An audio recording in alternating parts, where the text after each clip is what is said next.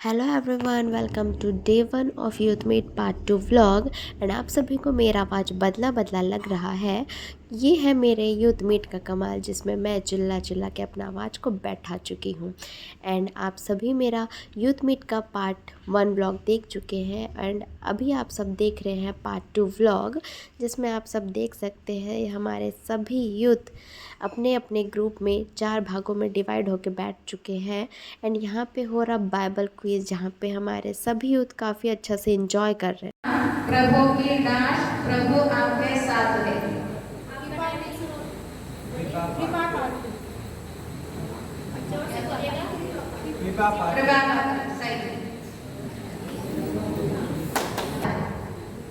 जकरियस ने मंदिर में प्रवेश करके क्या जलाया?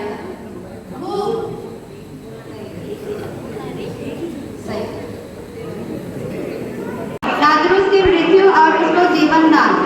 बेथनिया में ईसा का आगमन। वहां पहुंचने पर ईसा को पता चला कि लाजरुस 4 दिनों से कब्र में है। बेथनिया यरूशलेम से 2 मील से भी कम दूर था, इसलिए भाई की मृत्यु पर संवेदना प्रकट करने के लिए बहुत से यहूदी मरथा और मरियम से मिलने आए थे।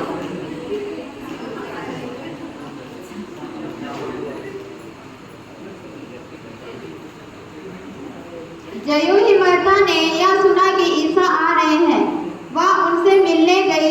मरियम घर में ही बैठी रही। मर्था ने ईसा से कहा, प्रभु, यदि आप यहाँ होते तो मेरा भाई नहीं मरता।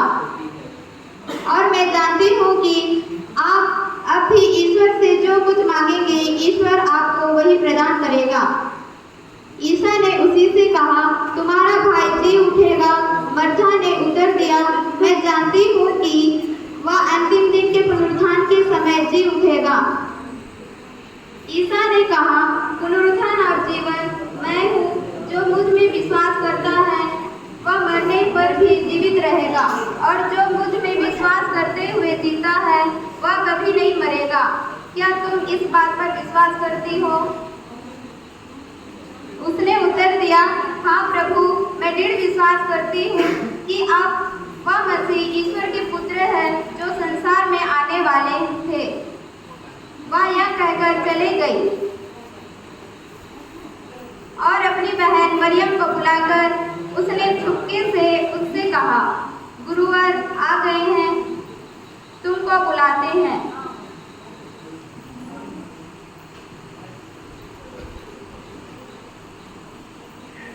यह सुनते ही वह उठ खड़ी हुई और ईसा से मिलने गई।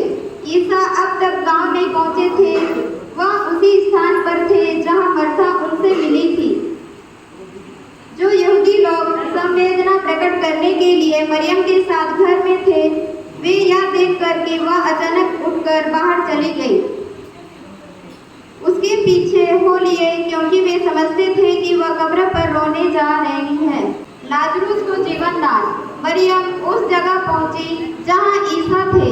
उन्हें देखते ही वह उनके चरणों पर गिर पड़ी और बोली, प्रभु, यदि आप यहाँ होते तो मेरा भाई नहीं मरता।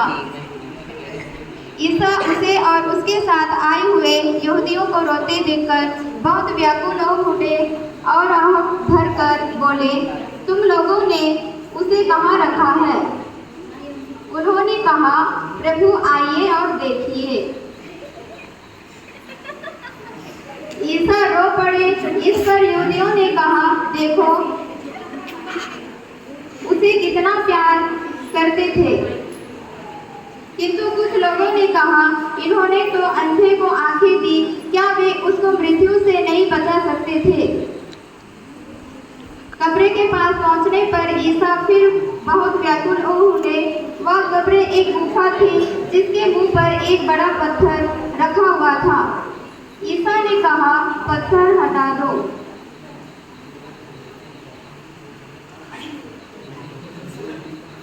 मृतक की बहन मर्था ने उनसे कहा, प्रभु, अब तो दुर्गंध आती होगी, आज चौथा दिन है। ईसा ने उसे उत्तर दिया, क्या मैंने तुमसे यह नहीं कहा कि यदि तुम विश्वास करोगी तो ईश्वर की महिमा देखोगी? इस पर लोगों ने पत्थर हटा दिया। ईसा ने आंखें ऊपर उठाकर कहा, पिता, मैं तुझे धन्यवाद देता हूँ, तूने मेरी सुन ली है। मैं जानता था कि तू सदा मेरी सुनता है। मैंने आसपास खड़े लोगों के कारण ही ऐसा कहा, जिससे वे विश्वास करें कि तूने मुझे भेजा है।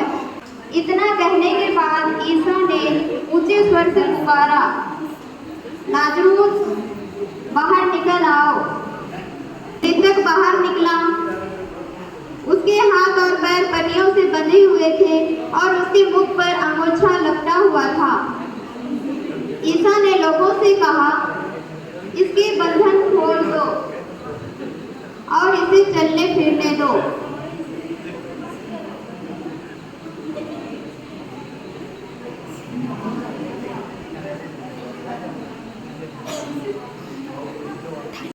तुम्हारा नाम क्या है?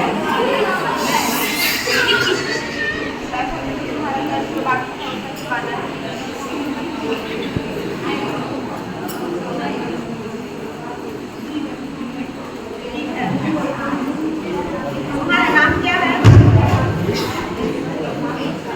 पैसा दे दो। तुम्हारा नाम क्या है?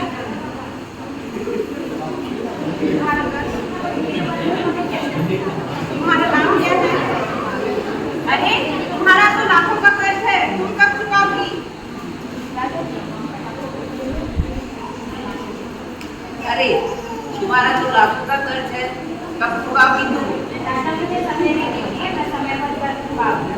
सैनिकों, जाओ और इसके बच्चे और पत्नी को पकड़ कर लेके आओ और उसके जितने भी जमीन जायदाद है उसे पूरा बेचकर उसका जितना भी कर्ज हो उसे यहाँ जल्द से जल्द चुकाओ। राजा मुझे समय नहीं दीजिए, मैं अपना कर्ज समय पर चुकाऊंगी। ठीक है, जाओ, मैंने तुम्हारा कर्ज माफ किया। धन्यवाद राजा।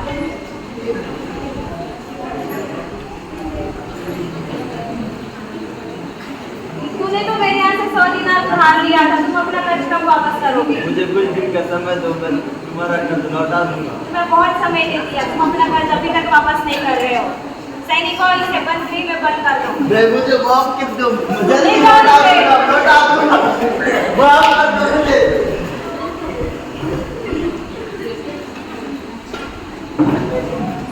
अरे ये कैसे इंसान है? जब राजा इसका लाखों का कर्ज माफ कर दिया तो इसे भी तो आप कर्ज माफ कर देना चाहिए था ना। चलो हम लोग राजा को बताते हैं। राजा जी, जी बोलिए। आपने जिस कर्जदार का जिसका लाखों का कर्ज था आपने माफ कर दिया, लेकिन उसका और एक कर्जदार था जो 100 दिनार का था, उसको उसने बंदगी में डाल दिया है।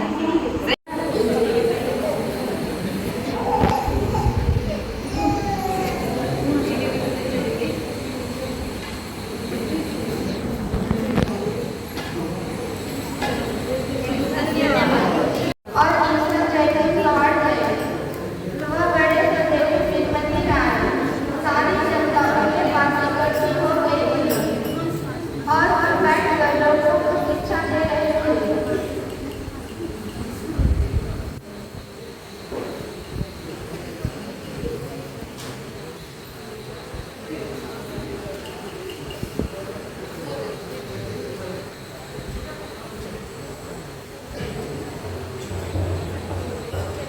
उस समय शास्त्री और फरीसी व्यभिचार में फंसे थे।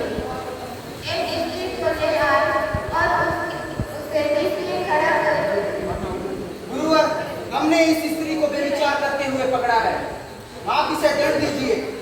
संहिता में लिखा है, मूसा ने कहा है कि ऐसी स्त्रियों को पत्थरों से मार डाल देना चाहिए। इस स्त्री के बारे में आपका क्या कहना है? बताइए बताइए। उन्होंने ईसा से परीक्षा लेते हुए यह कहा, जिससे उन्हें उन पर दोष लगाने का कोई आधार मिले। बताइए गुरुवर, स्त्री का क्या किया जाए? बताइए बताइए। ईसा झुककर उनकी से भूमि पर गिरते रहे। जब वे उनसे उत्तर देने के लिए आग्रह करते रहे तो ईसा ने सिर उठाकर उनसे कहा, तुम में जो निष्पाप हो वो इसे सबसे पहले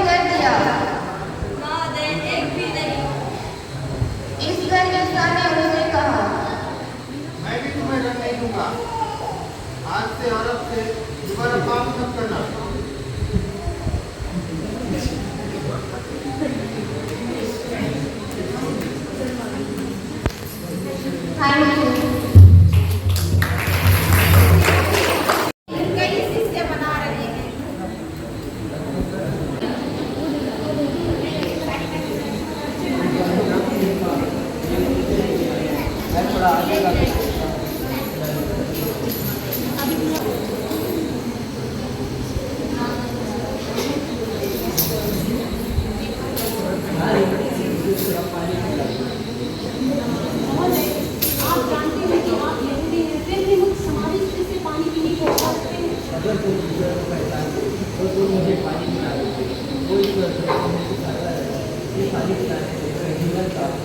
महोदय, मुझे वो संजीवन जल दिला दीजिए ताकि मैं अपना प्यास बुझा लूं और दोबारा इस कुएं के पास दोबारा पानी भरने ना आऊं।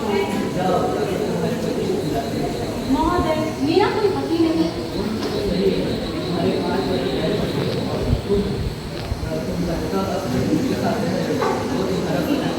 महोदय, मैं अब जान चुकी हूँ कि आप नबी हैं।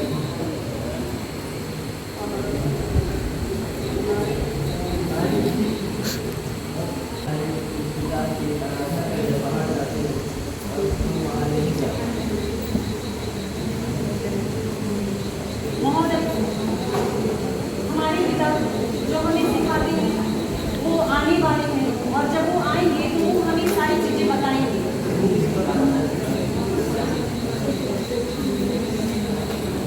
तो गाइस अभी हमारा प्रोग्राम ख़त्म हो चुका है। डांस वांस भी जो भी कल्चरल प्रोग्राम था सब कुछ हो चुका है और अभी सब लोग जा चुके हैं डिनर करने के लिए। फिर बहुत ही लंबा लाइन लगा हुआ है तो फिर हम लोग इधर का अरेंजमेंट कर रहे हैं क्योंकि कल सुबह फिर से मिस है तो फिर वापस चीज़ों को अरेंज कर रहे हैं। अभी फिर उसके बाद सब लोग खाना खाएंगे, उसके बाद हम भी खाना खा के जाएंगे। बहुत ही लेट हो गया है। और खाना बांट रहे हैं हमारे जिम्मेदारी यूथ डेविड बघेल। क्या बांट रहा है? चावल, गुड। इधर इंदू भी है, इधर मोटा भी है। क्या वाह, वंडा सब्जी कैसा लग रहा है? हाँ, आवाज़ नहीं है क्या? थक गए? खाना खा रहे हो तो भी आवाज़ नहीं आ रहा। और प्रोग्राम कैसा लगा? आप लोग का तो बड़ा अच्छा था, लेकिन कैसे इस बार ये छोटे गर्ल्स पार्टी को नहीं नचाए? क्यों मैडम बताइए ना, कैसे लग रहा है? कोई बात नहीं, चलिए ना आपको दोबारा दिलाएंगे। अच्छा सॉरी, सॉरी तुमको आधा अंडा मिला, रुकिए दोबारा चलिए ना, आपको पूरा अंडा दिलाती हूँ मैं। अभी नहीं पूरे को तो वापस आ जाना मेरे पास, तेरे को पूरा दिलाऊंगी। अगर अभिषेक सब्जी अंडा है और भिंडी। भिंडी हाँ, वो बरबट्टी है।